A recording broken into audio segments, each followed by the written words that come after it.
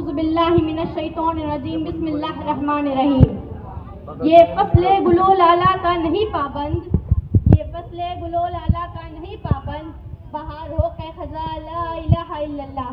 میرے محترم اساتذہ اکرام اور میرے عزیز ساتھیوں، السلام علیکم۔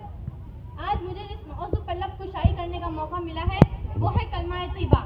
کلمہ طیبہ کا مقصد سامعین اکرام، کلمہ طیبہ اسلام میں داخل ہونے کا وہ مین دروازہ ہے۔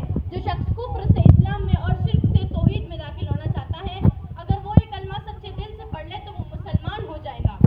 اس مبارک کلمے کے دو حصے ہیں، پہلا حصہ لا الہ الا اللہ اور دوسرا حصہ محمد رسول اللہ۔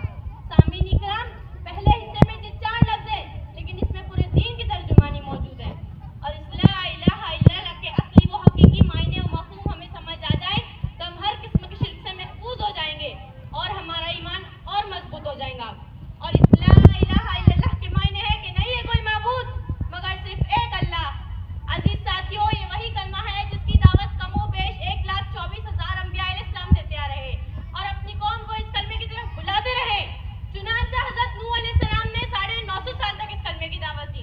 اسی طرح حضرت ہود علیہ السلام نے بھی اس کلمے کی دعوت دی، حضرت ادریس علیہ السلام نے بھی اس کلمے کی دعوت دی، حضرت اسحاق علیہ السلام نے بھی اس کلمے کی دعوت دی، حضرت موسیٰ علیہ السلام نے بھی اس کلمے کی دعوت دی، اور سب سے آخر میں میرے اور آپ کے پیارے محبوب حضرت محمد صلی اللہ علیہ وسلم نے بھی اس کلمے کی دعوت دی اور فرمایا یا ایھا الناس قولوا لا الہ الا اللہ تفلحون۔ اے لوگو، لا الہ الا اللہ کی گواہی دو، تم کامیاب ہو جاؤ گے۔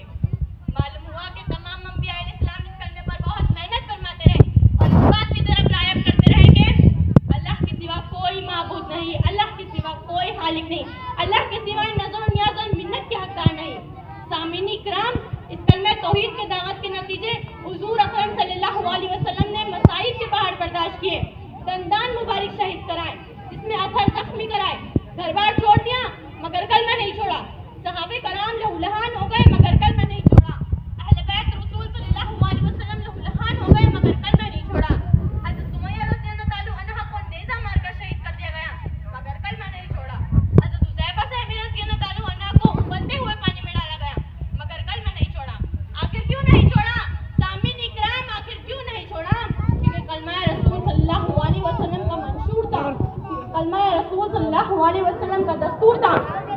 سامعین اکرام، کلمے کا دوسرا حصہ محمد رسول اللہ، یعنی حضرت محمد صلی اللہ علیہ وسلم اللہ کے رسول ہے۔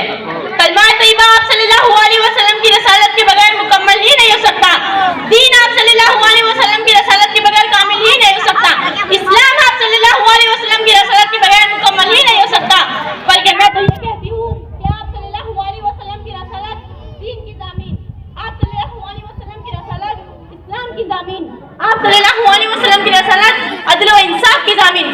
او اللہ کے بندو، تم لا الہ الا اللہ بھی کہتے ہو، غیر اللہ کو بھی پکارتے ہو، لا الہ الا اللہ بھی کہتے ہو، سود بھی کھاتے ہو، لا الہ الا اللہ بھی کہتے ہو، قبروں پر سجدے بھی کرتے ہو، لا الہ الا اللہ بھی کہتے ہو، نقاب پردہ نکال کر بے حیائی بے پردگی بھی کرتے ہو۔